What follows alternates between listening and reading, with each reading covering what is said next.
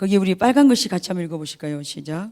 하나님이 당신의 주위에서 일하고 계신 것을 보면 그것이 하나님께로 당신의 인생을 초청하고 하나님이 하고 계신 일에 참여하라는 하나님의 초청이다. 예.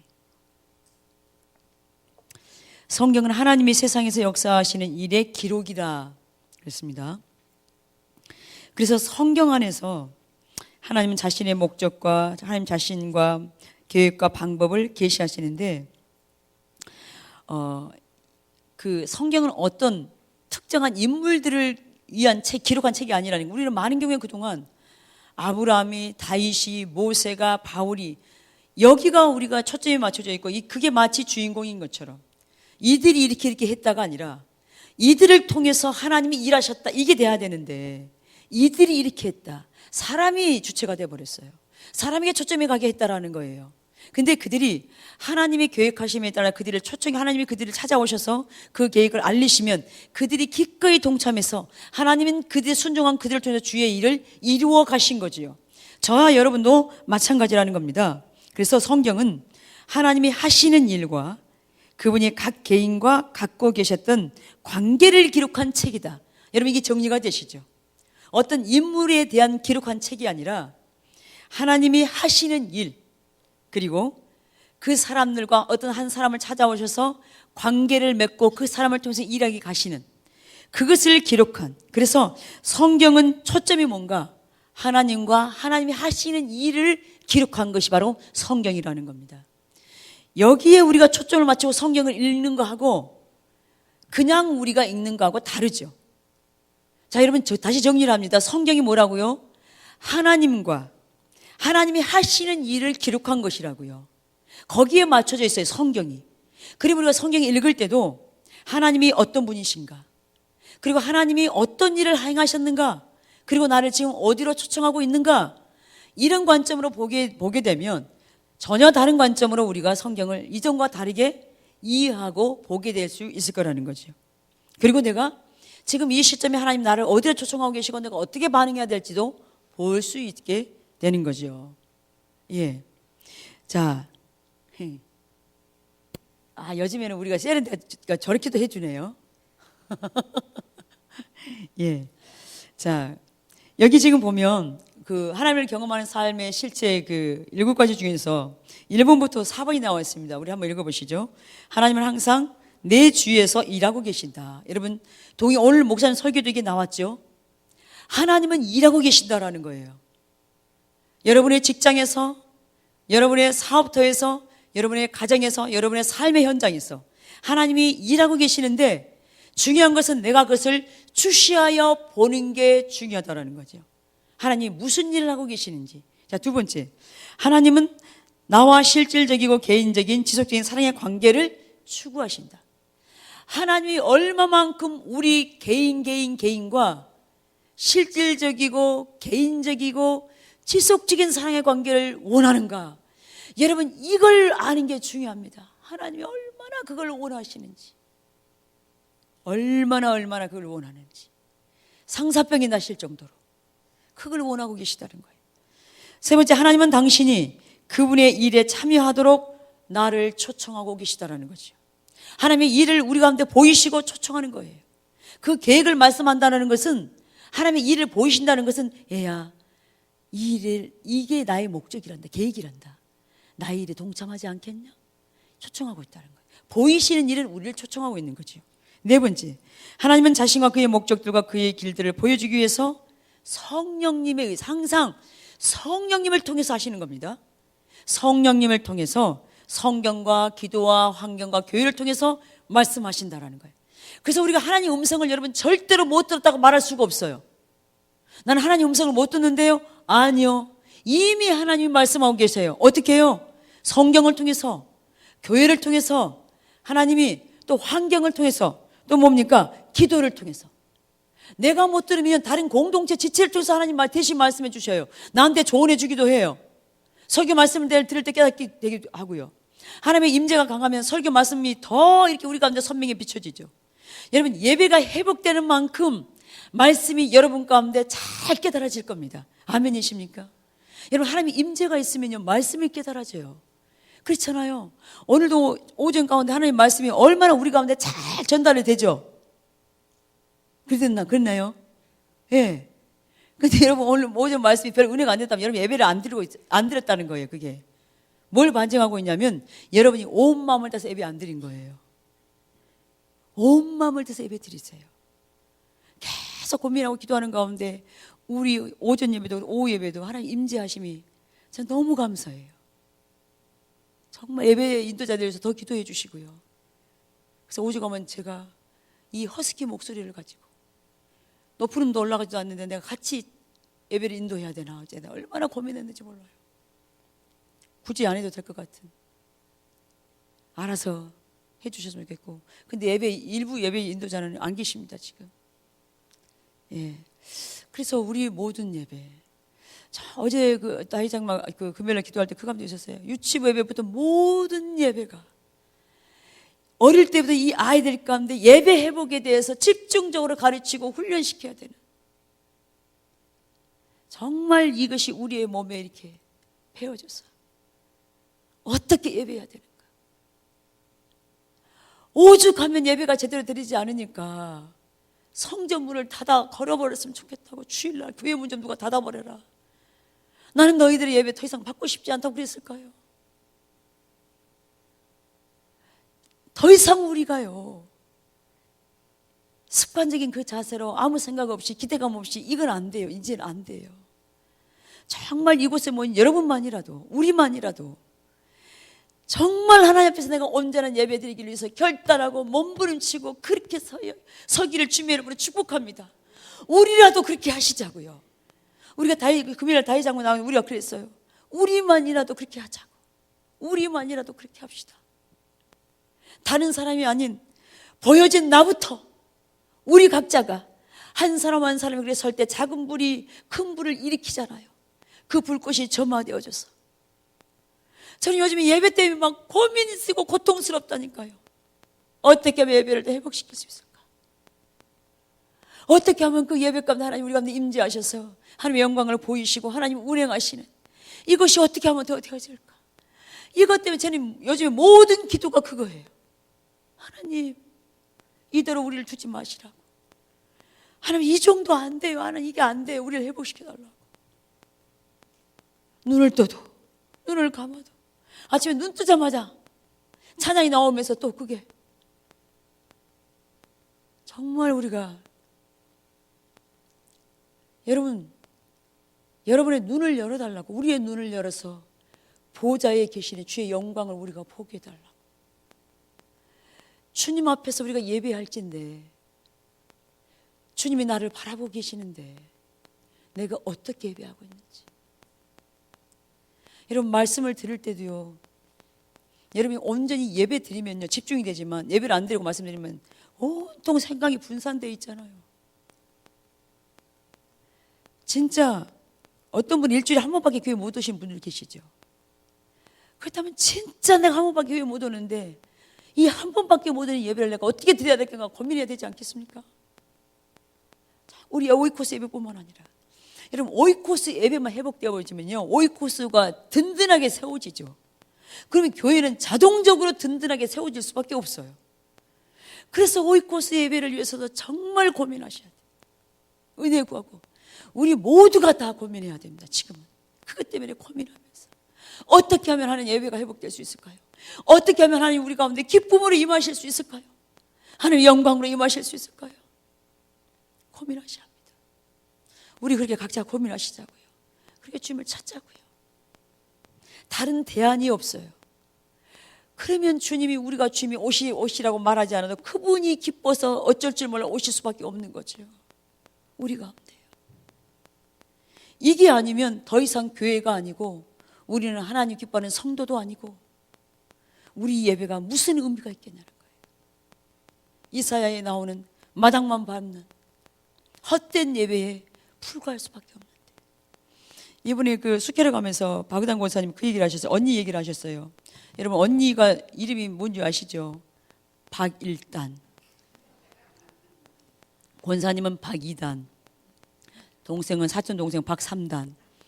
근데 저는 권사님이 이제 그 단어로 이제 바뀌었는데 그 언니가 무당이셨잖아요. 그런데 제가 얘기를 들어보자 그날 처음 됐어요. 저는 그 외부에서 다른 사람이 누가 음식을 가져와서 그 무당 언니가 먹으면 제사를 지내고 먹어야 되는데 귀신한테 그 상 차려놓고 그 음식을 그 제단에다 올려놓고 상 차려놓고 귀신한테 먼저 주고 제사를 지내고 음식을 먹어야 돼. 그냥 먹어버리면 그냥 아프대잖아요. 힘들게 하고 지한테 제사 안 지내줬다고 귀신이 못 살게 하는 거죠. 잠도 제대로 안 자고 새벽마다 그 잠 못 자고 일어나서 제사 지내야 되고 귀신한테 공드려야 되고 얼마나 고통스러운, 그러니까 완전히 족쇄에 묶여있는 삶이죠. 완전히 감옥에 갇혀있는 삶이죠. 완전히 꽁꽁 꼼짝달싹 못하게 하는. 얼마나 제가 얘기 들으면서 와, 정말 불쌍하구나. 완전히 묶여있다니까요. 묶여요. 근데 예수를 믿었어요. 권사님이 전도를 해가지고. 그러니까 더 이상 제사 안 지내서 밥 누구한테 음식이 와서 먹어도 더 이상 귀신이 터치 못하고 이제 하나님의 자녀가 됐으니까 잠도 제대로 못 잤는데 잠을 잘 수 있고 모든 게 얼마나 감사한지 모르죠. 근데 제가요 뭘 본 줄 아세요? 귀신한테도 제사를 지낼 때 온 정성을 다하잖아요. 목욕지게 하고 살아계신 만왕의 왕 되신 하나님 앞에 우리가 예배를 드리는데 그러면 우리의 예배의 자세는 어떠냐는 거예요.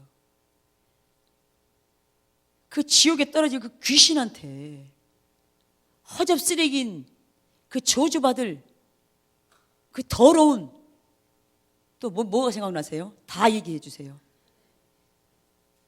빌어 처먹을 놈 그놈한테 하는 것도 그렇게 온 정성을 다해서 해야 받아요. 그 귀신이.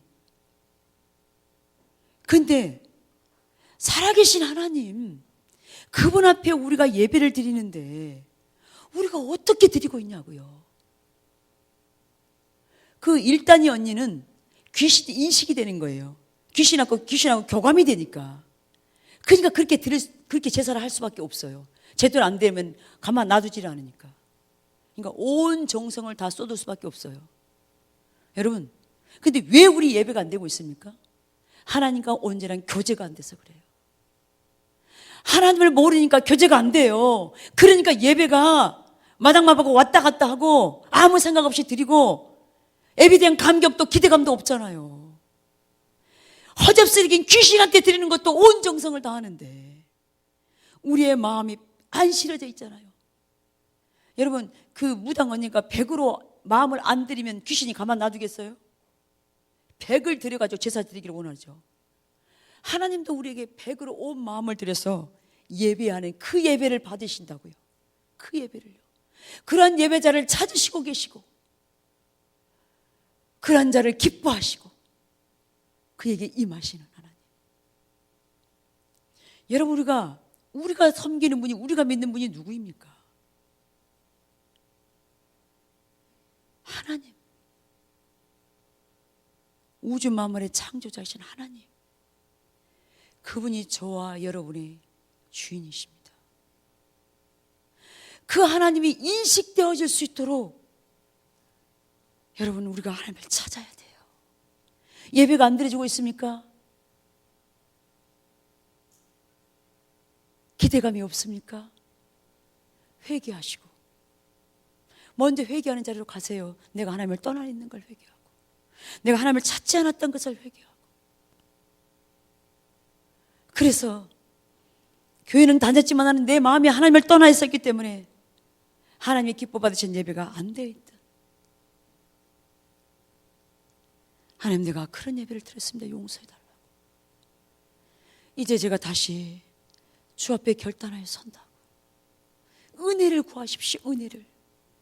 주님 저에게 그 은혜를 부어주십시오. 저를 도와주십시오. 여러분 이게 우리 가운데 있어야 되지 않겠습니까? 그게 있어야 돼요. 그래야 우리 하나님 우리를 만드시고 회복하시죠.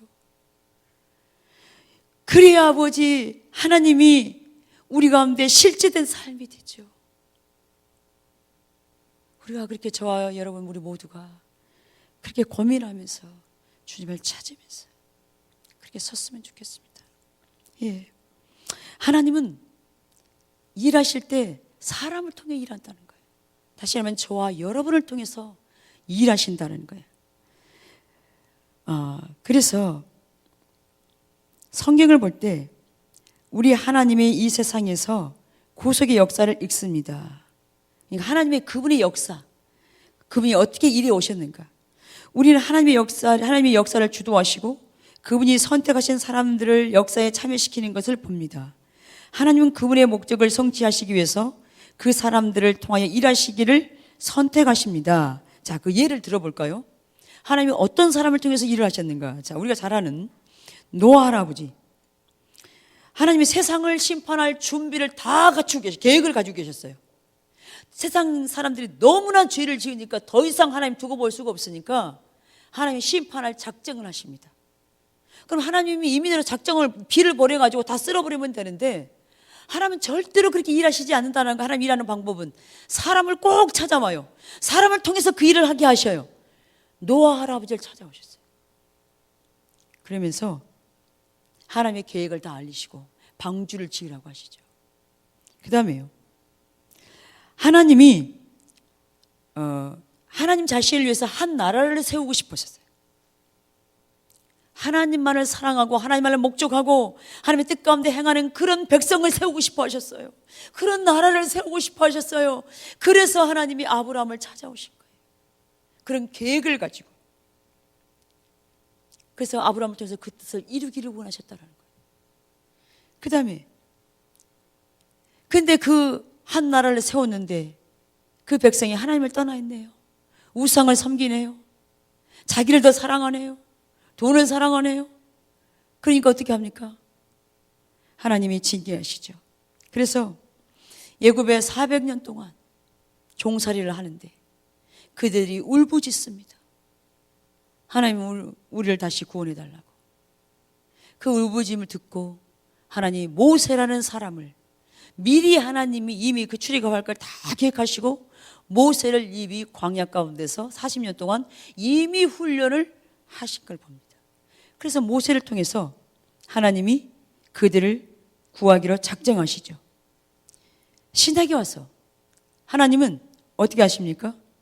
잃어버린 세상을 구속하실 때가 되었을 때 하나님은 그의 아들 예수 그리스도를 세우시고 또한 예수님의 12제자들을 훈련시킵니다. 예수님의 12제자를 통해서 잃어버린 세상을 구원하기 위해서 예수님이 하신 그 일을 12제자가 또 하고, 그러면 여기에서 우리가 연결시켜보면 하나님은 지금 잃어버린 이 하나님의 백성들, 이 땅의 백성들을 구속하시기 위해서 지금도 저와 여러분을 준비시키고 사용하기를 원한다는 거예요. 여러분, 저는 세월호를 이걸 보면서 그들 거의 300명이 되는 그 많은 숫자가 죽었잖아요. 그들 가운데 과연 구원받은 사람이 몇 명이나 됐을까? 저는 그게 고민이 되었어요.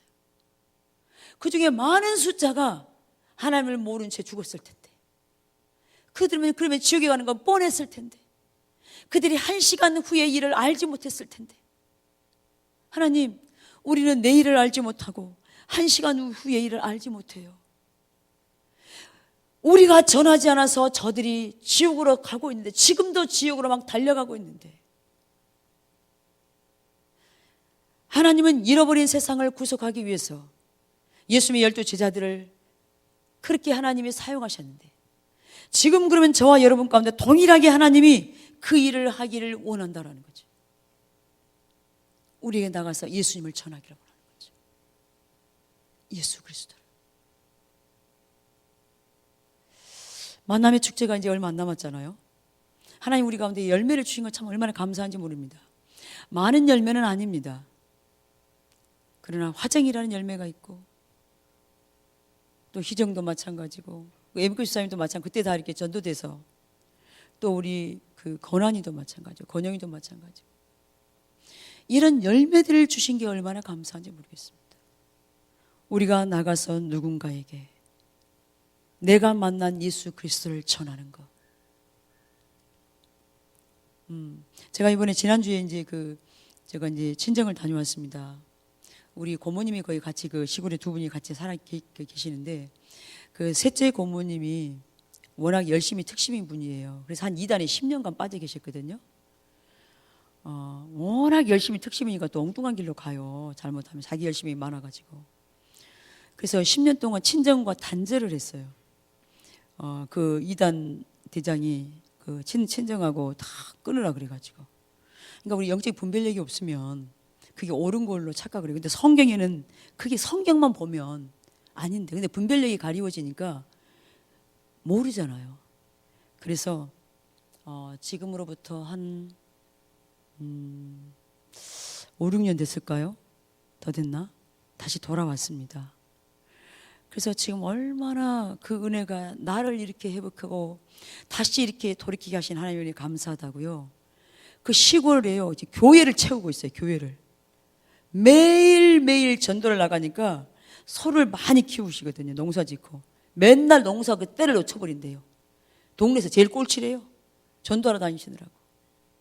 그래서 한번 물면 놓지를 않는 거예요. 이분이 진도 있게 전도를 하는 거예요.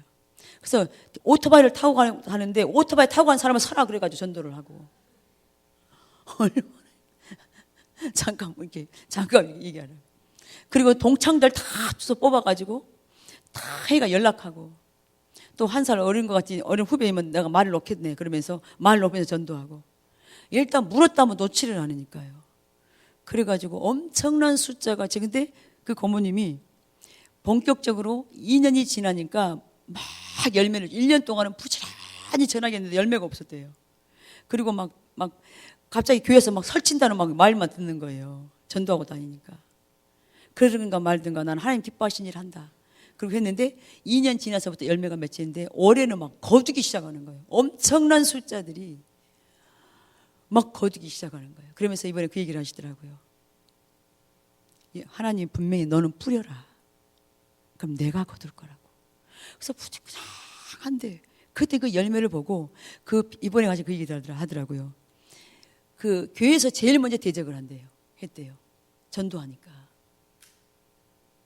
근데 그분들이 그냥 그래서 한 번 안 하고 그냥 섬기기만 했대요. 먼저 가서 인사하고 그냥 안아주고, 처음에는 안아주면 손도 막 뿌리쳐버리고 막 거부하고 그런 사람이 이번에 뭐냐면 나한테 딱 굴복했다고.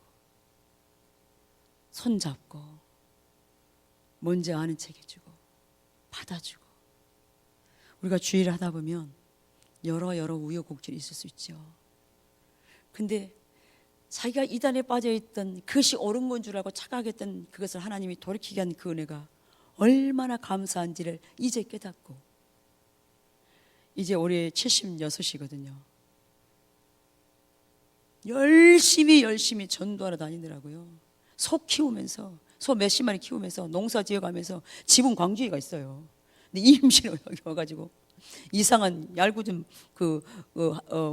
창고 같은데 그래서 개조해가지고, 그래서 광주도 왔다 갔다 하시면서 이렇게 그러면서 열심히 그러면서 내 안에 천국이 있다고.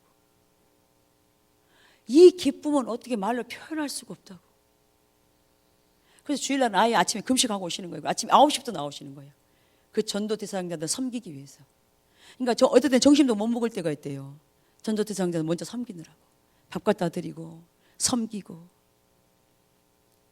그 일을 하느라고. 우리가 주님이 기뻐하는 일을 할 때 우리 안에 진정한 기쁨이 있잖아요. 우리 안에 말로 할 수 없는 그 기쁨, 주님이 기뻐하는 일을 할 때. 근데 하나님이 저와 여러분을 통해서 잃어버린 세상을 구속한 그 일을 하기를 원한다는 거지요. 근데 하나님이 사람을 통해서 일하고 할 때 우리 열심이 아니라는 거죠. 우리가 하려고 하는 게 아니라 하나님 먼저 사람을 통해 일하시는 방법이 있습니다.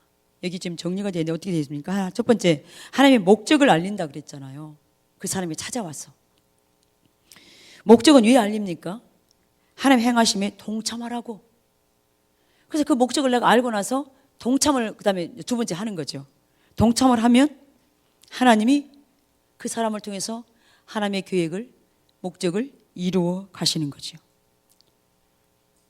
그래서 하나님이 때가 되면 사람을 찾아오셔서 감동을 주시고 때로는 환경을 통해서 일하시고 또 사람을 통해서 알게 하시고 그래서 그 일들을 해내 나간다는 거죠.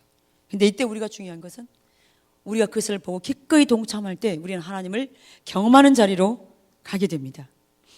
제가 점심 먹고 낮에 청년 예배 드리는데 제가 이제 그 얘기를 나눴어요. 하나님을 이렇게 경험하는 거. 제가 몇 분한테는 우리 다이장막 잠깐 나눴는데 4월달 우리가 그 식사당번 한 날 그 화요일입니다. 아침에 어떤 분이 이렇게 어제 끓인 쑥국을 끓여 드셨다 그러더라고요. 제가 그걸 듣는 순간 쑥범벅 먹고 싶다. 제가 쑥범벅 되게 좋아해요. 근데 그 생각을 제가 속에서 쑥범벅이 그렇게 갑자기 먹고 싶다는 생각이 쑥 올라와요. 그래서 집에 오는데 차 안에서 또 갑자기 또 쑥범벅 먹고 싶다 생각이 또 쑥 올라와요.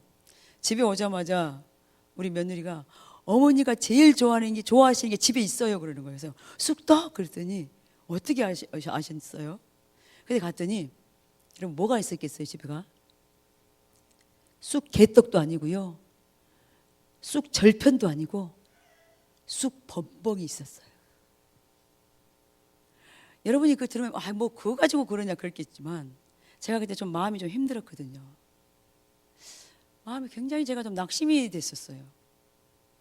마음이 힘들었는데 내 생각까지도 주문하시고 하나님 이렇게 필요를 채우시구나. 얼마나 제가 감사했는지 몰라요. 내가 쑥봉 받아달라고 막 통성으로 기도한 것도 아니었고 나는 그냥 생각만 한 것뿐이에요. 먹고 싶다. 근데 정확하게 그 쑥범벅이 여러분 그 화요집에 갔다 오면 얼마나 배가 고파요. 근데 그것이 다 기다리고 있는 거예요. 그것도 얼마나 맛있게 돼가지고 주시는 분은 약간 실패했다 그러지만 전혀 실패작이 아니었어요. 얼마나 맛있게 먹는지. 정말 제가 그때 다시 하나님의 사랑에 얼마나 감사하고 하나님 나를 이렇게 세밀한 것까지 이렇게 간섭하시고 하나님 이렇게 하시는구나. 얼마나 저한테는 정말 그게 중요한 사건이었어요. 그리고 제 마음이 그렇게 회복이 됐어요. 하나님에 대한 그 마음이. 제가 이제 그걸 나누고 있는데 우리 이번에 그 새로 등록한 우리 건환이가 최근에 알바를 하면서 어떤 건 물건을 찾아야 되는데 어디다 놨는지를 모르겠대요. 안 그러면 누구 그 위에 상관이 나무랄 텐데 지금 당장 그걸 찾아가고 가져가야 되는데 놔둔지 어디가 있는지 모르겠더라는 거예요. 그래서 제가 그 생각이 나더래요. 이제 제가 복사기 고장났을 때 이렇게 기도했을 때 다시 작동된 게 딱 생각나더래요. 그래서 하나님 이거 어디 있는지 찾게 해달라고 그렇게 기도했대네요. 근데 딱 찾았대잖아요. 여러분 인재 믿은 건환이 인재 믿잖아요. 완전 초신자잖아요. 왕초보. 근데 보세요. 우리가 적용하는 게 중요해요. 그때 하나님을 경험해 버리잖아요. 다른 사람들 뭐 별거냐? 아니요. 우리 건환이한테는 이거는 아주 특별한 사건이에요. 그러면서 자기가 하나님이 정말 살아계시구나 그걸 알았대잖아요. 보세요. 하나님은 이렇게 세밀하고 좋으신 분이에요. 이건 내 삶에서 정말 획기적인 사건이죠. 우리가 이론으로는 하나님이 어떤 분이라는 걸 알지만 내가 경험하지 않고는 하나님이 어떤 분인지 몰라요. 근데 정말 하나님은 살아계시구나. 우리 건환이가 누구한테 가서라도 하나님은 살아계신다. 하나님은 이러이러한 분이시다고 얘기해 줄 수 있는. 이게 실제잖아요. 여러분 신앙생활 몇십 년 했다고 그렇게 된 게 아니잖아요. 이제 왕초보인데 이번에 고난주간에 세례받았잖아요. 이제 근데 하나님이 그 아이의 순수함 보시고 기도할 때 그렇게 하시잖아요. 이게 우리의 신앙이잖아요. 하나님이 경험되어지는 거. 사소한 부분에서까지. 우리가 이제 이 자리로 가야 되겠죠. 자, 하나님이 이 무언가를 하시려고 할 때 주도권을 잡으시고 한 사람 혹은 여러 명의 종들에게 오십니다. 그래서 아모스에 보면 주 여호와께서는 자기의 비밀을 그 종 선지자들에게 보이지 아니하시고는 결코 행하심이 없다고 말씀하고 있죠. 여기 지금 그 OX를 하라 그랬는데 하나님은 세상을 창조하신 뒤 스스로 돌아가도록 방치하셨다. 아니죠? 스스로 돌아가도록 방치한 적이 없습니다. 하나님은 잠자코 계시지 않는다. 그는 세상에서 활동적으로 일하고 계신다. 맞지요? 사람들이 하나님의 일을 할 때 자신들이 좋다고 생각하는 일을 스스로 결정해서 해도 된다. 전혀 틀리는 거죠, 이건. 하나님은 사람들을 그분의 일에 참여시킨다. 맞고요. 하나님은 그분의 일에 사람들을 참여시키기 위해서 항상 주도권을 잡으신다. 자, 보십시오. 하나님이 뭔가를 하시려고 할 때 주도권을 잡고 사람들을 찾아오신다. 이게 중요한 부분입니다. 마르틴 루터의 종교 계획을 자기가 일으키려고 한 게 아니었어요. 마르틴 루터의 계획이 아니었다라는 거예요. 그때 유럽이 얼마만큼 영적으로 침체되어 있고 죄악이 관영하고 마른 풀과 같은 바짝 말라버린 영적인 상태를, 그때가 이 마르틴 루터가 있었던 그 시대였어요. 근데 이 마르틴 루터 가운데 이것을 보게 한 거죠. 그래서 하나님이 그 안에 불씨를 심어준 거예요. 이대로 안 되는, 개혁이 일어나지 않으면 안 되는.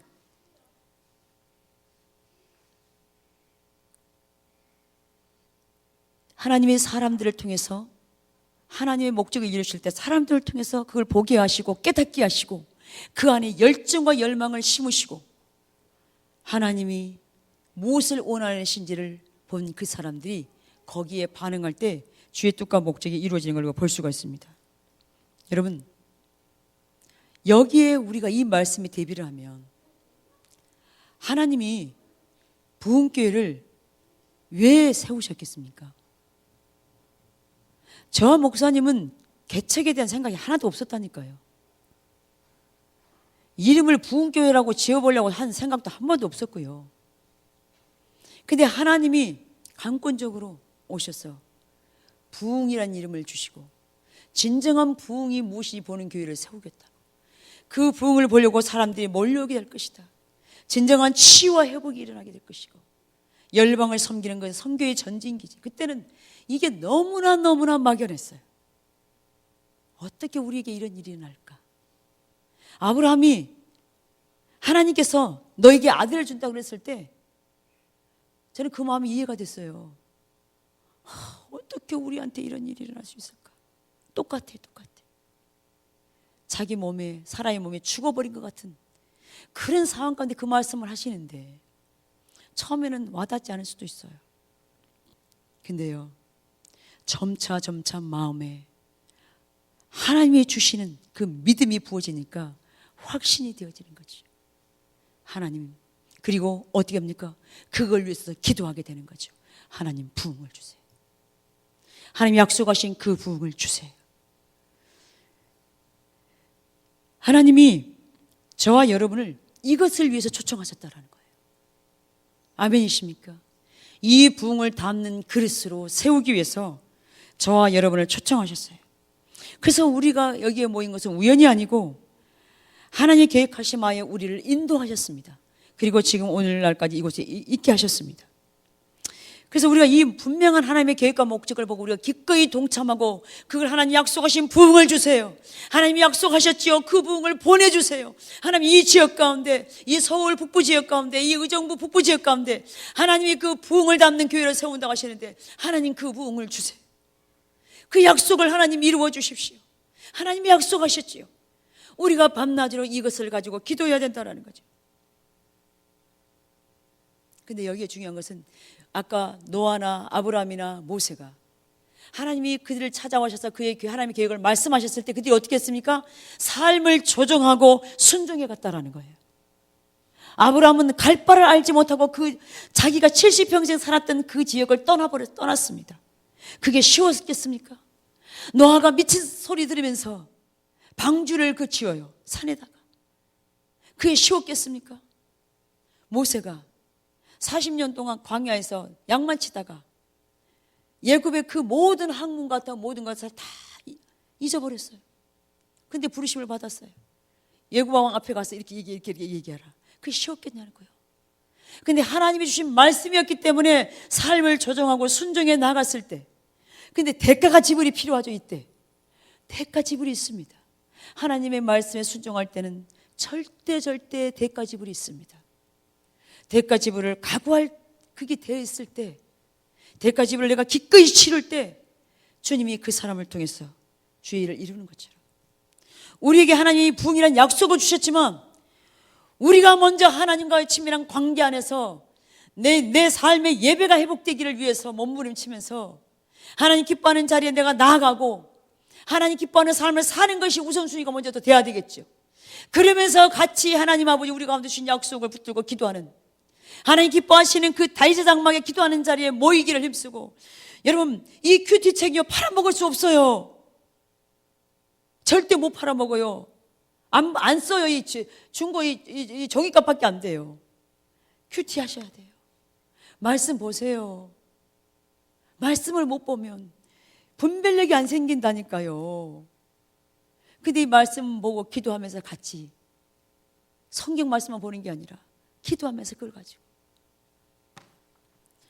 그래서 저와 여러분 가운데 하나님은 사람을 통해서 일하시고 사람을 통해서 일하시고 사람을 찾아와서 그 계획을 말씀하실 때 우리가 기꺼이 여기에 반응할 때 그 일이 이루어지는 것처럼 저와 여러분을 부흥을 위해서 하나님이 부르셨다는 사실을 기억하십시오. 그래서 이 일을 위해서 우리가 하나님을 찾고 구하는 자리에 서야 합니다. 하나님은 반드시 우리 가운데 부흥을 보내실 것입니다. 아멘.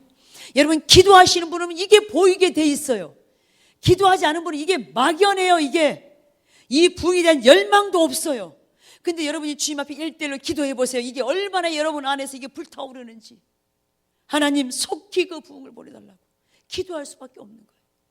이게 우리의 열망이기 전에 주님의 열망이기 때문에 기도할 때 이것이 선명히 보이잖아요.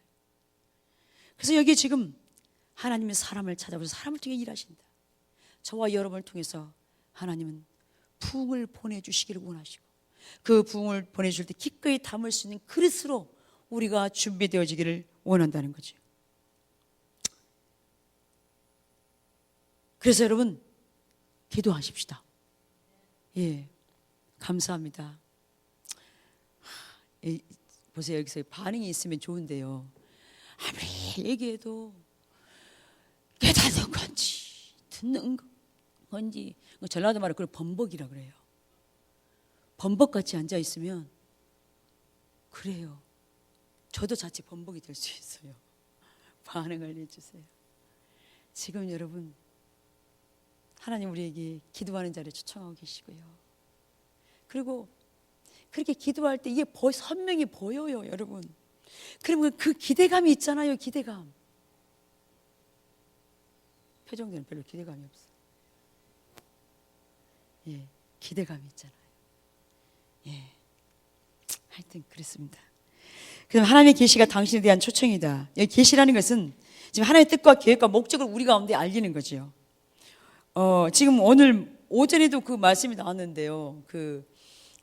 이 요한복음 5장 17절, 19절에서 20절. 예수님이 이제까지 아버지께서 이제까지 일하신다. 나도 일한다. 나는 아무것도 스스로 할 수 없다. 그러니까 하나님이 이제까지 일하기 때문에 나도 일한다고 예수님 말씀하시죠. 근데 일할 때 어떻게 일하냐? 스스로 하지 않는다. 여기 뭐라 그러면 할 수 없다 그랬는데 하지 않는다는 정도가 아니라 할 수 없다라고 이렇게 표현했어요.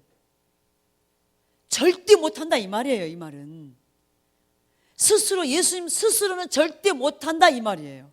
하지 않는다 정도가 아니라 완전히 강한 부정이죠. 이게 예수님 스스로 아무것도 그냥 할 수 없다라는 거예요. 그럼 나는 아버지가 하시는 일을 주시하여 본다. 여러분 이 자세가, 주시하는 자세가 없으면 하나님의 행하심을 놓쳐버려요. 그럼 주시함을 어떻게 가질 수 있는가? 하나님과 친밀한 관계 안에 있을 때만 우리가 주시하여 볼 수가 있어요. 예민함과 민감함이 있으니까. 근데 하나님과의 친밀한, 하나님을 찾지 않으면, 기도하지 않으면 예민한 민감함이 없어서 주시하여 볼 수가 없어요. 하나님 내 주위에서 어떤 일을 하고 계시고 나를 어디로 초청하고 계시는지 우리가 모른다라는 거예요. 나는 아버지께서 이미 행하고 계신 일을 보고 행한다. 6번째, 6번째, 아버지께서는 아들을 사랑하신다. 아버지께서는 자기 행하시는 것을 다 아들에게 보이신다. 이게 동력자의 삶입니다.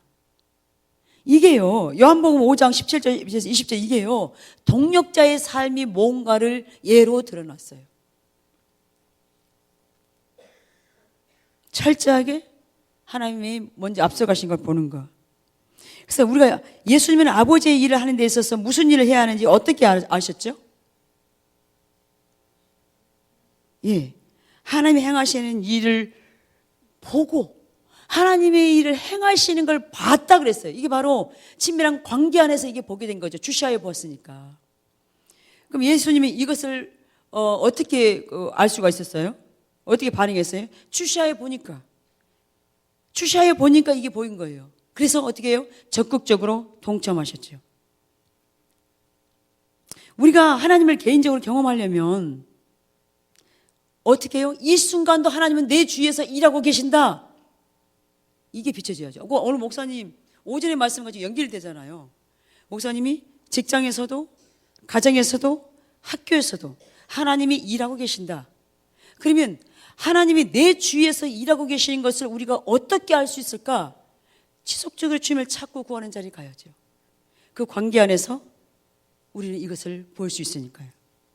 그래서 예수님이 아까 요한복음의 말씀, 5장 말씀처럼 그분의 생애를 통해서 이것을 나타내셨습니다. 그리고 예수님은 자신의 뜻을 행하려고 세상에 오신 것이 아니라 예수님을 보내신 하나님의 뜻을 이루기 위해서 오셨습니다. 그러면 여러분, 저와 여러분을 이 땅에 왜 보내셨습니까? 하나님의 뜻을 이루시려고요. 누구를 통해서요? 하나님은 사람을 통해서 일하신다고 그랬죠. 그것을 보고 동참하는 그 사람을 통해서 하나님의 뜻과 목적을 이룬다고요. 우리는 언젠가 주님 앞에 설 겁니다. 너 뭐 하다 왔냐? 그러면 우리 뭐라고 얘기할 겁니까? 나는 내 주위에서 이렇게 일을 하고 있었다. 나는 너한테 이런 일을 초청하고 있었다. 너 그렇게 반응했느냐고. 우리가 착하고 충성된 종이라고 반응하여 나아갔을 때 열매를 맺어서 하나님께 그런 평가를 드려야 되는 그 삶을 살다가 우리 궁극적으로 주님 앞에 가야 되지 않겠습니까? 그래서 예수님은 아버지의 뜻을 알기 위해서 자기 주위에서 하시는 일을 주시하여 보고 거기에 참여했다 그랬어요. 그래서 아버지는 아들을 사랑하셔서 주도권을 아버지가 잡으시고 그 하시고자 하는 일을 그 아들에게 알려주셨습니다. 그래서 아들은 그러면 예수님 어떻게 했습니까? 아버지가 무엇을 하고 계신지를 찾아서 자기 인생을 아버지 일에 연합시켰습니다. 여러분, 이게 참 중요한 부분입니다. 이게요. 이게 주님의 열정이었습니다. 우리 안에 이 열정이 있어야 합니다. 근데 주님을 사랑할 때 열정이 부어지는 거죠. 주님을 향한. 그러면 이걸 우리에게 지금 적용을 하겠습니다. 저와 여러분에게. 이 시점에서 하나님이 지금 우리 주위에서 어떤 일을 하고 계시는지를 여러분이 보셔야 합니다. 교회 가운데서는 하나님이 지금 우리를 어디로 초청하고 계신 것 같습니까? 예배 회복, 그 다음에 다윗의 장막도 활성화, 각자가 주님을 찾는 것, 개인의 해막을 갖는 것. 그리고 그것은 왜 우리한테 그걸 지금 말씀하고 계실까요? 그렇다면 왜 그렇게 하나님과 친밀함을 말씀하고 계시고 위에 다윗의 장막이 활성화되기를 원하시고 예배가 회복되기를 원하실까요? 궁극적으로 무엇을 위해서요? 하나님의 부흥을 보내시려고, 하나님의 그 부흥을 보내시고 우리에게 지금 준비 작업을 하신다는 거예요. 우리가 이것이 안 돼 있으면 부흥이 와도 쏟아버릴 수 있으니까. 저는 이게 보여요. 이번 컨퍼런스를 통해서 저는 이것이 더 선명히 보이는 거예요. 이게요. 지금 하나님이 이 시대 가운데 얼마나 회복과 부흥을 각 교회마다 원하시는지 이게 보이는 거예요. 이 진정한 회복과 부흥이 되려면 이게 돼야 되잖아요. 우리 각자가 그 자리에 가야 이게 되잖아요. 예. 그래서 여러분, 교회 가운데서는 하나님이 지금 이 자리로 우리 각자를 초청하고 계십니다. 그래서 우리의 모든 예배가 회복되기를 위해서 여러분 우리가 기도해야 되고요. 리더들은 오이코스 예배가 그렇게 회복되기 위해서 몸부림치시고요. 교사들은 그 예배가 교사의 아이들 예배가 회복되기 위해서, 목사님과 저는 우리 주일 드려지는 그 예배가 회복되기를 위해서 우리 전체를 위해서 다 기도하겠지만 이걸 위해서 우리 각자가 기도해야 되고, 각자 우리 한 사람 한 사람은 우리의 삶에서 예배가 회복되기를 위해서 그렇게 하나님을 찾고 구하는 자리로 가야 된다는 거예요. 이게 교회 이렇게 돼야 돼. 이렇게 돼야 궁극적으로 주님이 오시잖아요. 이게 아니면 안 되니까. 예. 여러분 동의하시나요? 예. 그렇게 동참해 주십시오. 이게 얼마나 하나님의 열망이신지 여기에도 보셨으면 좋겠습니다. 하나님께 순종하는 자녀로서 당신은 하나님과 사랑의 관계에 놓여 있습니다. 여러분 우리의 신앙생활을 한마디로 딱 정의하면 뭐라고 얘기할 수 있을까요? 신앙생활이 뭐냐고 딱 물은다면 뭐라고 정의할 수 있겠습니까? 신앙생활이 뭡니까? 금방요 어떤 분이요 하나님과의 관계예요.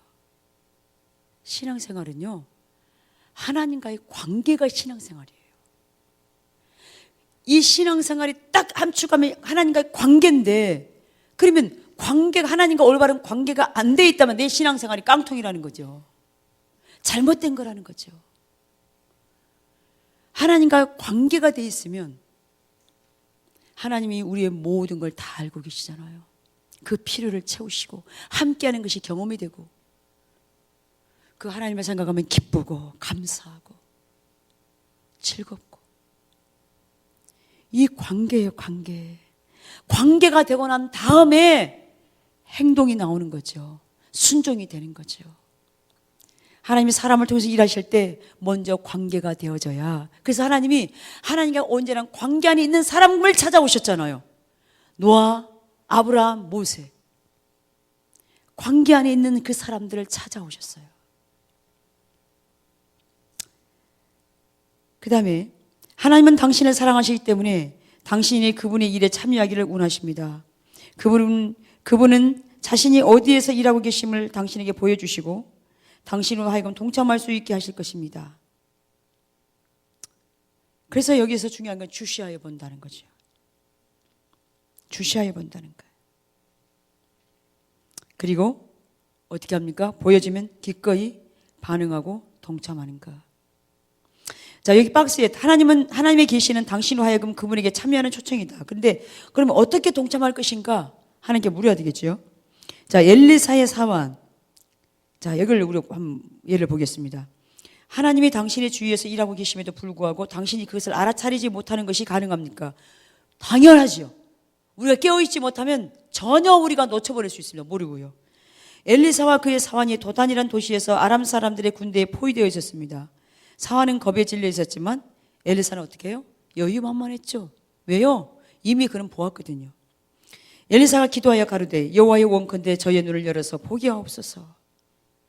이미 엘리사는 보고 그 사환을 위해서 기도했을 때 사환의 눈도 열어서 보게 한 거죠. 그러니까 게하시의 눈에 뭐가 보였습니까? 불말과 불병거가 산에 가득하여 엘리사를 둘렀더라. 여러분, 주님이 눈을 열어줘야 합니다. 우리에게 보게 하셔야 합니다. 근데 어떤 자에게 보게 하시는가? 주님을 찾고 구할 때, 주의 뜻 가운데 기꺼이 반응하려고 할 때 그 사람에게 눈을 열어 보게 하는 거죠. 그래서 우리 신앙은 관계입니다. 관계에 있는 사람에게 하나님의 목적과 하나님의 의중과 의도를 알리시는 거죠. 근데요, 지금 게하시가 본 것은 지 때문에 보여진 게 아니잖아요. 엘리사 때문에 보여졌잖아요. 엘리사가 기도했을 때 게하시 눈이 보여줬어요. 열어줬어요. 하나님이 그만큼 주도권을 잡고 일해 가시는 것을 이렇게 볼 수 있습니다. 그래서 하나님과 우리가 동력자의 삶을 사는 것 중에 가장 핵심이 뭐냐면 보는 거예요. 보지 못하면 어떻게 해야 될지를 모르니까요. 눈뜬 소경이죠. 눈뜬 소경. 눈은 뭘 벌고 떠 있는데 보지를 못하는 거죠. 귀는 열려 있는데 못 들어 있는 거죠. 그리고 깨닫지 못하고. 그래서 하나님이 보여주셔야 우리가 볼 수 있고요. 예민함과 친밀한 가운데 있을 때. 그리고 하나님이 이미 사인을 주었는데도 우리가 예민함이 친밀함이 없어서 놓쳐버릴 수 있어요. 똑같은 상황 가운데 있었는데 엘리사는 보는데 게하시는 못 보잖아요. 여러분, 우리가 그럴 수 있습니다. 여기에 많은 분들이 계시지만 어떤 분들은 하나님의 의중과 의도와 그 마음을 헤아리고 보는 사람이 있지만 어떤 사람은 소 닭 쳐다보듯이 전혀 무감각한, 그렇게 될 수 있습니다. 여러분, 세월호 사건이 났습니다. 많은 사람들이 마음을 아파합니다. 울기도 합니다. 근데 그것을 하나님의 관점으로 볼 수 있는 그것이 필요하죠. 하나님의 관점으로. 총체적으로 우리나라의 부정부패와 부실함이 다 드러난, 하나님, 이대로는 안 됩니다, 아버지. 이것은 조족지혈일 수 있고 얼마나 많은 비리와 얼마나 많은 문제가 이 땅 가운데 산적해 있을까. 그것을 우리가 막아서고 기도하고 나라의 안보를 위해서. 제가 이번에 시골에 갔는데요, 시골 사람들한테 어떤 말들이 더 많이 퍼지고 있냐면 여자가 대통령이 돼서 나라가 망한다고,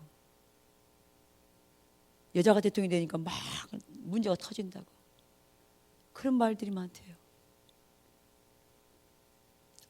정말 기도하면서 분노를 하는 게, 그 뒤에 사단의 역사가 있는 걸 저들이 알지 못하고 정부를 무너뜨리고 우리나라를 하나 되지 못하고 국민들을 이렇게 분열시키고 이간질시키고. 박근혜 대통령을 위해서 기도하는데 얼마나 제가 마음이 아픈지 모르겠어요. 홀로 그 외롭게 그 자리에 얼마나 힘들까. 어찌할 바를 알지 못하고 얼마나 고통스러울까. 근데 비난하는 사람들 그 자리에 서고 나면 그 사람이 제대로 하겠습니까? 자기들은 잘할 것 같지만 정말 우리가, 하나님이, 유정자는 하나님이 세운다 그랬잖아요. 위해서 기도하고 참모들을 위해서 기도하고, 참모들이 지혜롭고 정말로 나라를 사랑하는 참모들이 잘 조언해서 대통령이 잘 분별하고 총체적으로 지금 기도를 해서 막아서야 할 판국이에요. 근데 사람들이 거기에 부안에 동해서 뒤에서 이렇게 뭐죠? 그런, 갑자기 단어가 생각이 안 나요. 하여튼 그런 말들을 할 때 우리가 그래서 막아서고 기도해야 되죠. 지금은요, 정말 하나님 은혜를 구하고 안보를 위해서 기도해야 되고 총체적으로 우리가 기도해야 될 게 너무나 많습니다. 저는 이게 그 금요일 아침에 기도하는데, 나라를 위해서 기도하는데 얼마나 울게 하시는지, 대통령을 위해서 기도하는데도 얼마나 울게 하는지, 정말 우리의 기도가 필요합니다. 우리의 기도가. 하나님이 지금 이걸 보면서 우리 각자가 깨어서 기도하라고 하는데도 우리가 그냥 안주하여 있다면, 전혀 하나님의 마음을 모르고 있다면 우리는 여전히 우리의 문제에만 급급해 있는, 그리고 남의 탓하고 있는, 그렇게 되겠죠. 예. 예루살렘의 지도자들을 드리겠습니다. 예수님은 AD 70년에 예루살렘 멸망을 이미 예언하셨습니다. 그리고 예루살렘과 지도자들을 불쌍히 여기면서 우셨습니다. 너도 오늘날 평화에 관한 일을 알았다면 좋을 뻔하였거니와 지금 내 눈에 숨기었도다. 하나님께서 놀라운 표적과 기사를 바로 거기서 행하고 계셨음에도 불구하고 그들은 전혀 깨닫지 못했다라는 거죠. 여러분, 피리를 불어도 춤추지 않고 예고가도 울지 않는 우리의 마음이 그만큼 둔해져 있고 화인 맞은 양심처럼 애통함이 없는, 세월호 사건이 일어났음에도 불구하고 우리 하나님을 믿는 사람들이 애통함이 없다면 이것은 이거하고 똑같은 거예요. 우리가 하나님 앞에서 울지 않고 있다면 그만큼 우리의 마음이 곡을 해야 되는데도 곡하지 않아요. 반응이 없어요. 그만큼 굳어버린 거예요. 불쌍해서 우는 것이 아니라 하나님의 관점에서 우리가 애통해서 울어야 된다고요. 지금은요, 뭐가 문제인지를 애통해 하면. 근데 이게 예수님 당시 지도자들이 몰랐는데 지금 우리가 그 자리에 있다고요. 지금 우리가 똑같이 이런 상황 가운데 멸망을 예언하고 있음에도 불구하고 전혀 감지 못한, 북한에 지금 이런 핵의 위기 상황이 우리 가운데 있음에도 불구하고 안보 불감증에서 여전히 우리가 있는, 기도하지 않으면 이걸 어떻게 되겠습니까? 그래서 이게 두 가지 요구서가 있습니다. 하나님, 당신은 하나님과 친밀한 사랑의 관계 속에 살고 있어야 하고, 첫 번째는. 두 번째는 하나님께서 주도권을 잡고 우리의 눈을 열어주어야 돼요. 그래야 우리가 볼 수 있어요. 그런데 하나님과 관계 안에 있을 때 하나님이 그 일을 하신다라는 거예요. 아멘이십니까? 이게 우리가 돼야 우리 주위에서 일하고 계신 하나님의 행하심을 보고 우리가 기꺼이 동참하여 반응하는 자리로 간다고요. 그래서 우리가 지금 이 시점에 하나님 우리를 초청하고 있는 자리가 어디냐? 기도하는 자리로 나오라는 거예요. 여러분 다이장막에 나와서 다시 예전같이 하나님이 하시는 그 역사를 우리가 경험하고, 내가 하루라도 빠지면 나 없는 사이에 무슨 일이 일어났나, 그것이 궁금해서 견딜 수 없는, 그것이 다시 회복되어질 수 있도록, 여러분 다시 그렇게 다이장막에 맡은, 요일을 맡은 그분 한 분 한 분들이 그렇게 경각심을 갖고 그렇게 또 하나님을 찾고, 우리 각자가 그렇게 지금 해야 될 때인 것 같습니다. 그래서 하나님이 그 일하시는 것을 계시하는 것은 나로 하여금 그분의 일에 참여하는 초청이라는 걸 그랬죠. 그래서 여기 다시 강조한 게 뭐냐면, 하나님이 알려주시지 않는 한 우리는 보지 못하고, 하나님이 당신에게 어디서 일하고 계신지 계시하시면 그것을 바로 그분이 참여하는 초청이고, 하나님 활동을 아는 것은 당신과 하나님과 관계성과 주도권을 잡고 영적인 눈을 열어주는 데에 달려있다, 이렇게 말씀하고 있습니다. 그래서 보지 못하는 건 전적으로 내 책임이에요. 하나님 탓이 아니라고요. 하나님과 올바른 관계 안에 있지 않기 때문에 하나님이 우리의 눈을 열어주지 못하는 거예요. 또한 때로는 어떤 사인들을 주지만 못 깨닫는 거예요. 그래서 전적으로 보지 못하는 것은 누구의 탓도 아니고 나의 책임이다. 그래서 핑계댈 수가 없는 거죠. 자, 하나님이 활동하시는 곳에서 일하는 것. 자, 교회 개척의 부분이 나옵니다. 우리 교회에서는 중서부 캐나다 전역에 새 교회들을 개척하는데 우리가 도와주기를 원하는 하나님의 어떤 그런 인도하심을 느꼈습니다. 그래서 거기는 복음주의 교회, 다시 말하면 복음주의 교회라면 우리나라는 장로교단이 고신처 같은 게 복음주의 교회죠. 미국은 침례교단이 복음주의 교단이잖아요. 그러니까 그쪽 주위에 침례교단이 이 교회가 없었다라는 거예요. 근데 거기는 그런 복음주의 교회가 하나도 없는 수백 개의 중소도시가 있었다라는 거예요. 수백 개의 중소도시에 정말 복음주의 교회가 없었어요. 그래서 만약 당신이 이런 경우에 처했다면 어떤 곳에 교회를 세울지 어떻게 결정하겠습니까? 자, 이게 이제 나와 있는데 이건 답이 아니라 여러분이 생각하는 여러분의 상황 가운데 어떻게 하겠냐는 것이요. 그래서 어떤 교회들은 인구조사나 설문조사를 함으로 일을 시작할 거고, 그들은 인간적인 논리를 이용해서 어디다 세워야 미래가 보장되고 효과적일지 결정할 거고, 지금쯤 당신은 우리가 다른 관점에서 이 문제에 접근했을 것이라는 사실을 알아차리셨을 것입니다. 우리는 하나님께서 우리 주위에서 이미 무엇을 하고 계신지를 찾아내기 위해서 노력했습니다. 우리는 하나님이 어디서 일하고 계신지를 보여주실 것을 믿었고, 그 계시가 우리로 하여금 그분에게 참여하라는 초청이 될 것을 믿었습니다. 우리는 기도하면서 하나님이 기도의 응답으로 다음에 무엇을 하실지 주시하여 보기 시작하였습니다. 중요한 것은 이때 우리가 기도하는 거죠. 하나님이 어떻게 하기를 원하냐, 하나님 뜻이 뭔지. 그래서 알렌은 세스커툴에서 64km가량 떨어진 작은 마을인데 그곳에서는 한 번도 개신교 교회가 세워진 일이 없었다는 거예요. 우리 교회인 중 한 분이 그곳에서 여름 성경학교를 이렇게 열라는 그런 감동을 받았어요. 그래서 어떻게 하냐면, 자, 하나님이 여기서 일하시는 일을 알아봅시다. 여러분, 여기겠습니다. 하나님이 감동이 있잖아요. 그럼 우리는 어떻게 해야 돼요? 일단 해보는 거예요, 그러면 이렇게 순종하여 보면은 하나님의 뒷받침이 있으면 그건 하나님으로부터 온 거잖아요. 근데 이때도 분별도 필요하죠. 그래서 분별을 하고 나서 했습니다. 여러분, 성경학교 열었어요. 주말에 부모들을 위한 밤을 마련했는데 거기 부모들에게 이렇게 얘기했어요. 우리는 하나님께서 이 마을에 침례교회를 세우기를 원하실지도 모른다고 믿고 있습니다. 여러분 중에 누구든지 정기적으로 성경 공부를 하고 싶거나 새 교회의 일원이 되고 싶으신 분은 강당 앞으로 나오시겠습니까? 라고 초청을 했어요. 그런데 어떤 일이 있겠습니까?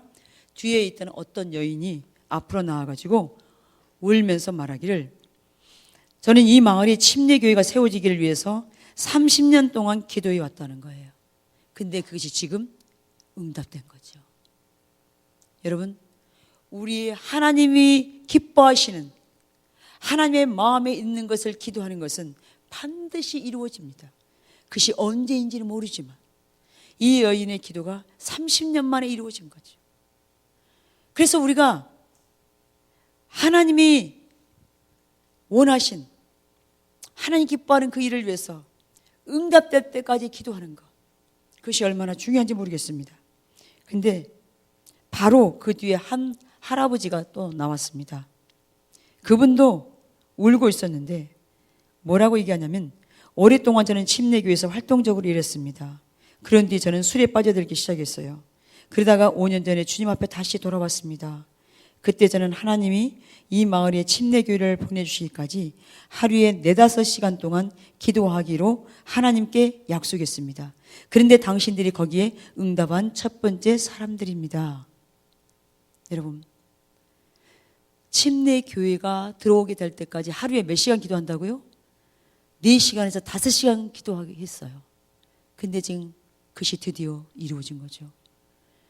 여러분, 우리에게 하나님이 부흥을 약속했습니다. 이 부흥을 위해서 우리가 지속적으로 기도해야 될 이유가 바로 여기에 있습니다. 하나님 반드시 하나님께로부터 그 비전이 왔기 때문에 그것을 이루실 것이기에 우리는 그것을 위해서 기도해야 된다는 거죠. 그래서 여기는 설문조사를 할 필요가 없었죠. 세워야 될지 말아야 될지. 이미 하나님이 어디에 계시고 있는지를 이미 그들 가운데 보여버렸잖아요. 그 열매를 보여줬잖아요. 그래서 어떻게 합니까? 우리는 교회로 돌아와서 기쁘게 하나님께서 무슨 일을 하고 계신지를 다른 교회들과 나누었습니다. 우리 교회는 즉시 알렌에 새 교회를 세우기를 결정했고, 그 결과 그때 세워진 알렌의 그 교회는 한 교회를 더 세웠고 또 2개의 지교회를 세웠습니다. 이런 열매들을 그 작은 교회가 또 개척하고 또 개척하고. 그래서 우리가 중요한 게 뭐냐면 기도 응답이 될 때까지 기도하는 거죠. 이미 그 소천하신 양전섭 부형님을 위해서 우리가 10년 동안 기도했잖아요. 근데 10년 만에 그게 2012년 5월 달에 응답이 됐죠. 그래서 여러분, 누군가 우리 전도하는 것, 기도하는 것, 그것은 하나님이 하신다라는 거예요. 그래서 우리 박군사님, 중부하신 박군사님이 잠깐 화장실 갔다가 오신 바람에 못 들었기 때문에 다시 제가 말씀을 드리는데, 어떤 할아버지가 자기가 사는 동네에 교회가 들어오기를 위해서 하루에 4-5시간 기도하기로 결정했는데 그것이 이루어졌어요. 어떤 분은 30년 동안 기도했대요. 그것이 이루어졌대요. 권사님은 부흥을 보시기 전까지는 아플 수도 없고 돌아가실 수도 없습니다. 절대로 돌아가시면 불법입니다. 아플 수도 없습니다. 하나님 부흥을 보기 전까지는 저는 아플 수도 죽을 수도 없다 그렇게 하세요. 그래서 4-5시간이 넘으면 무리면 그냥 2시간이라도 매일. 자, 마지막으로요. 하나님이 활동하시는 곳에서 일하라 그랬잖아요. 하나님은 우리에게 어디 멀리 가서 그분을 위해 일하라고 부탁하시지 않았습니다. 하나님은 버려진 세상을 그에게로 이끄시려고 이미 일하고 계셨고 그것을 우리에게 알려주셨습니다. 우리가 하나님과의 사랑의 관계 안에서 우리의 인생을 그분에게 조정할 때 하나님은 자신이 어디에서 일하고 계신지를 보여주십니다. 그래서 여기 또 강조가 뭡니까? 처음부터 끝까지 강조가 뭐예요? 하나님과 사랑의 관계 안에 머무는 그 사람에게 하나님이 어디서 일하고 계시는지를 보여준다고요. 하나님의 의중과 의도와 계획을 알리신다고요. 그 계시는 왜 그걸 알린다고요? 동참하라고 초청하는 거죠. 우리가 동참할 때 하나님은 우리를 통해서 그분의 일을 완성시키십니다. 아멘. 지금 이 시점에 우리 각자가 하나님을 깊이 찾아 하나님을 만나기를 원하십니다. 그걸 하나님이 원하고 계세요. 찬양팀도 앞으로 나오세요. 그걸 원하고 계십니다. 여러분, 오늘 이 말씀을 보시면서 여러분 지금 무엇을 보십니까? 하나님으로부터 온 선한 일들, 선한 그 동기, 이것은 반드시 하나님이 이루시는데 중요한 것은 하나님은 이루어 주실 건데 기도하라는 거예요. 기도하는 사람을 찾고 계시고 거기에 동참하는 사람을 찾고 계신다. 왜냐하면 하나님은 사람을 통해 일하기를 원하시기 때문에. 이반 노보츠가 13년 동안은 부흥을 달라고 기도했잖아요. 13살 때 기도했을 때 26살 때 왔어요. 여러분, 제가 너무 좋은, 작년에 저희가 뽕나무를 하나 샀어요. 10,000원짜리 화분에 심어진 이 정도 될 거. 작년에 알이 얼마나 굵은지 이 정도 굵어요. 그런데 한 10개 정도밖에 안 열렸거든요. 올해는 몇 개나 열린 줄 아세요? 맞추시는 분은 제가 소문을 드릴게. 제가 그 정도면 말도 안 꺼냅니다. 제가 그것도 말도 안 꺼냅니다. 제가 500개도 제가 말도 안 꺼냅니다. 제가 어제 그걸 세봤어요. 한 가지가 거의 저는 이게 이게 몇 개나 되려나? 100개나 되려나? 200 몇 개가 들어있는 거예요. 한 가지가. 그래서 세다 나중에 지체된대요. 한 1500개 되는 것 같아요. 나무가 1m 정도밖에 안 돼요. 근데 그걸 베란다에 놔뒀어요. 겨울에. 타닥타닥타닥 열렸는데요. 너무 놀란 게 이게 점점 커지기 시작하는데 열매들이 이래요.